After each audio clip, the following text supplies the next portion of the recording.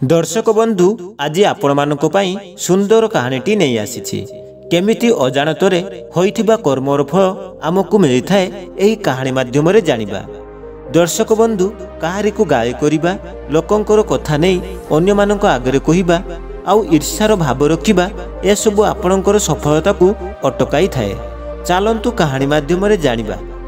जणे राजा समस्त ब्राह्मण को निमंत्रण करथिले आउ निज राजमहल रे भोजन कराउथिले। राजांकर जो ऋषिया थिले खुला आकाश तले खाद्य प्रस्तुति करुथिले।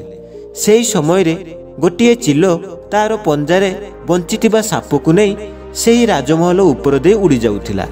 जेतेबे चिलोर पंजारे दबेइथिबा सापटी निजर आत्मरक्षा करिबा पई चिलोठु बंचिबा पई सापटी ता मुहरु विष बाहर करिला। से जो ऋषिया खाद्य तैयारी करुथिले सेही कड़ारे सापर मुहरे बाहरी थिबा विष खाद्य पड़गला। काहारे को किछि जणा नथिला। फलस्वरूप जेते सब ब्राह्मण भोजन ग्रहण करिया पई आसीथिले समस्ते विष खाद्य खाई मरीगले। जेतेबे राजा को सबु ब्राह्मणकर मृत्युर खबर जना पड़िला ब्राह्मण हत्या हेबार तांकु बहुत दुख हैला। एमितिरे ऊपरे बसिथिबा यमराज तांकु मध्य समाधान करिबाकू कष्ट हेउथाए। यमराज भाबंती कि ए पाप कर्मर फल काहाकू देबे। राजा जी जानि नथिले खाद्य विष मिसी जाइछि। ऋषिया जहाकू जणा नथिला कि खाद्य बनैबा समय रे खाद्यर विष मिसी जाइछि। आउ जेउ से चिलो जे विषाक्त साप नै राजांको महल ऊपर देई उड़ी जाउथिला तांकू भी मध्य जणा नथिला तय खाद्य प्रस्तुति होउछि। आउ जो साप जे निजर आत्मरक्षा करिबा पई मुहरु विष बाहर करिथिले। बहुत दिन पर्यंत ए घटना यमराज पाखरे पड़ी रहिला। तापरे किछि दिन एमिति बीतीगला। किछि दिन परे किछि ब्राह्मण राजांको सह देखा करिबा पई आसीथिले। सेमाने जणे स्त्री लोकंकु राजांकर महल को जिबार रास्ता पचारिले। से स्त्री लोकटी राजांको दरबार को जिबार रास्ता तो कहिदेले किंतु रास्ता कहवा सहित ये भी कहिले देखंतु ब्राह्मण देवता निजर ध्यान रखिबे। से राजा आपणक भय ब्राह्मण को खाद्य विष दे मारी दियंती। बास एमिति से स्त्री लोकटी एतिकी कथा कहिले। सेही समय रे यमराज सिद्धांत करिले एते सब ब्राह्मणर मृत्युर पापर फल ए सेही स्त्री लोकंक खाता रे जीवो। ए स्त्री लोकंकु से पापर फल भोगिबाकू पड़िबो। यमराजर दूत पचारिले प्रभु एमिति कोण पाई हैला। से मृत्यु ब्राह्मणर हत्यार तो से स्त्री लोकंकर कौनसी हाथ नाही। तापरे यमराज कहिले देखो जेतेबे केही व्यक्ति पाप करिथाए सेतेबे तांकु बहुत आनंद आसीथाए किंतु से मृत्यु ब्राह्मणर हत्यारे ना से राजांकु आनंद आसीथिला ना ही से रुषेई करिथिबा लोकंकु आनंद मिलिला ना ही से साप को आनंद मिलिथिला ना से चिलंकु आनंद मिलिला किंतु से पाप कर्मर चर्चा करी से स्त्री लोकंकु बहुत आनंद मिलुथिला। सेतिपई से राजांकर अजाणतरे होइथिबा पापर कर्मर फल से स्त्री लोकंक खातारे जीवो। बास सेही घटना जोगु आज पर्यंत जेकोसी व्यक्ति अन्यर पापर कर्म चर्चा करिथाए खराप भल करिथाए सेतेबे से व्यक्तिंकर पापर भाग जे चर्चा करुथिबा लोकंक खातारे पकाई दिया जाए। आमे केते थर चिंता करिथाउ आमे तो जीवन रे पाप कर्म किछि करिनाउ ताहले आम जीवन रे एते कष्ट केमिति आसिला। ए कष्ट आउ किछि नुह बल्कि लोकंको पछरे खराप कहिबा कारण रे सेही पाप कर्म आम पाखकू आसी थाए। आमे समस्ते जानिछु कर्म कोन होई थाए केमिति कर्मर फल पछ जन्मर आउ ए जन्मर जीवन रे प्रभावित करि थाए। आपण माने कहानी माध्यम रे जानिबाकू पाइले सबु से कर्मर फल एठारे ही मिलि थाए।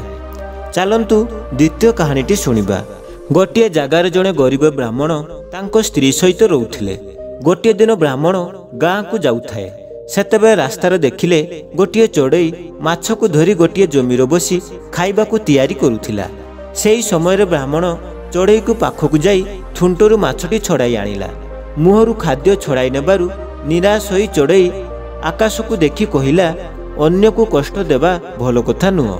सेही दिन पाखरु से चढ़ई माछ विषय चिंता करुथाए आ ब्राह्मण को अभिशाप देई कहूथाए जेमिति मते तुमे निराश करिछ तुमे भी सेमिति निराश हेबो।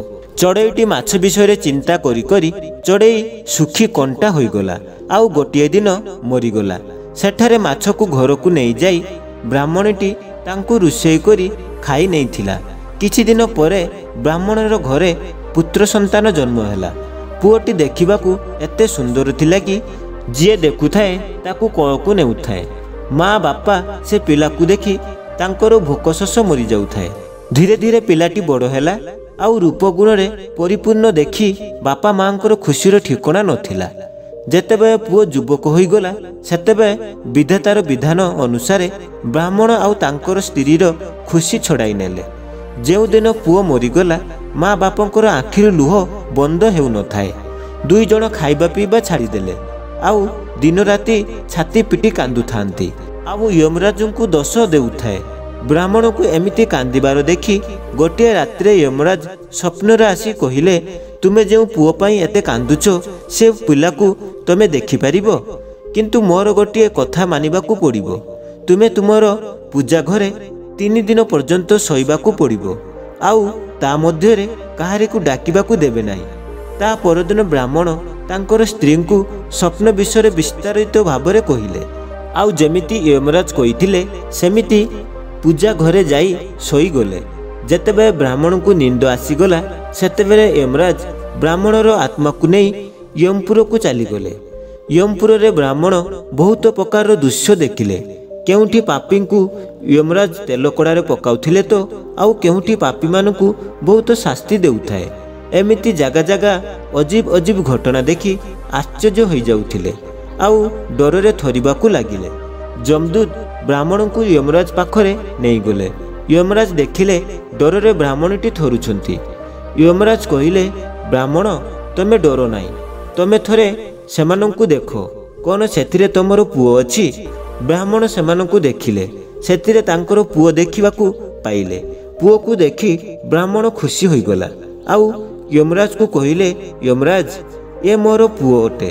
ଯମରାଜ କହିଲେ, ତୁମ ତମର ପୁଅକୁ ଡାକି ନେଇଯାଅ ଆଉ ଯଦି ଡାକିଲେ ନ ଶୁଣିବ ତାହେଲେ ପାଖକୁ ଯାଇ ହାତ ଧରି ଡାକି ନେଇ ଆସ। କିନ୍ତୁ ବ୍ରାହ୍ମଣ ପୁଅକୁ ଡାକିଲେ କିନ୍ତୁ ସେ ଶୁଣିଲେ ନାହିଁ। ବ୍ରାହ୍ମଣ ତାର ପାଖକୁ ଯାଇ କହିଲା, ମୋର ପୁଅ ମୁଁ ତ ପାଖକୁ ଆସିଛି, ତୁ ମୋ ସାଥିରେ ଚାଲ। ବ୍ରାହ୍ମଣ 3 ଥର ଏମିତି କହିବା ପରେ ମଧ୍ୟ ପୁଅ ତାଙ୍କ ତରଫକୁ ଦେଖିଲେ ନାହିଁ।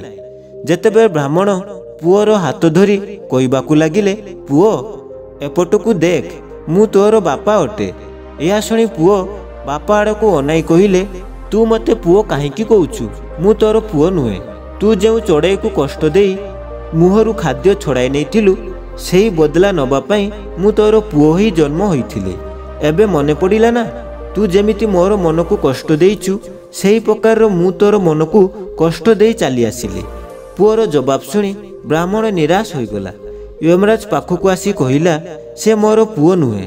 ବ୍ରାହ୍ମଣ କଥା ଶୁଣି ଯମରାଜ କହିଲେ, ତମେମାନେ ମୋତେ ଖାଲିରେ ଦୋଷ ଦେଉଥିଲ, ଏବେ ଜଣା ପଡ଼ିଗଲା ନା କାହାର ଦୋଷ ଥିଲା? ଏତିକି କହି ଯମରାଜ ଦୂତଙ୍କୁ ଇଶାରା କରିଲେ।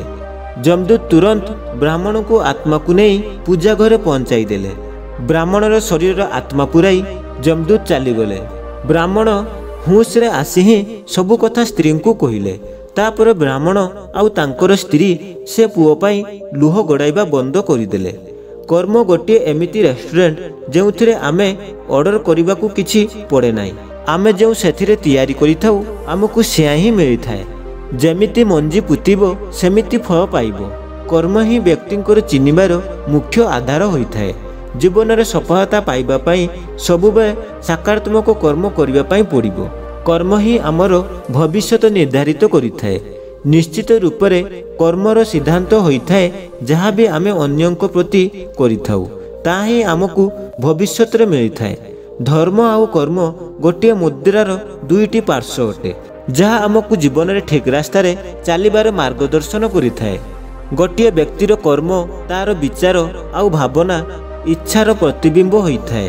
ଯଦି ଆମେ ଆମର ଚିନ୍ତାଧାରା ଆଉ କର୍ମକୁ ସକାରାତ୍ମକ କରିଦେବୁ ତାହେଲେ ଆମର ଭବିଷ୍ୟତ ସଫଳ ହୋଇଯିବ। ଦର୍ଶକ ବନ୍ଧୁ, ଆଶା କରିବି ଏ 2ଟି କାହାଣୀ ଆପଣମାନଙ୍କୁ ବହୁତ ଭଲ ଲାଗିଥିବ। ଯଦି କାହାଣୀଟି ଆପଣମାନଙ୍କୁ ଭଲ ଲାଗିଥିବ ତାହେଲେ କାହାଣୀଟିକୁ ବହୁତ ମାତ୍ରାରେ ସେୟାର କରନ୍ତୁ ଆଉ ପ୍ରଥମ ଥର ପାଇଁ ମୋ ଚ୍ୟାନେଲରେ ଭିଜିଟ୍ କରିଥିଲେ ଚ୍ୟାନେଲଟିକୁ ସବସ୍କ୍ରାଇବ୍ କରିନିଅନ୍ତୁ। ଏମିତି ସୁନ୍ଦର ସୁନ୍ଦର କାହାଣୀ ଏହି ଚ୍ୟାନେଲରେ ଶୁଣିବା ପାଇଁ ପାଇବେ।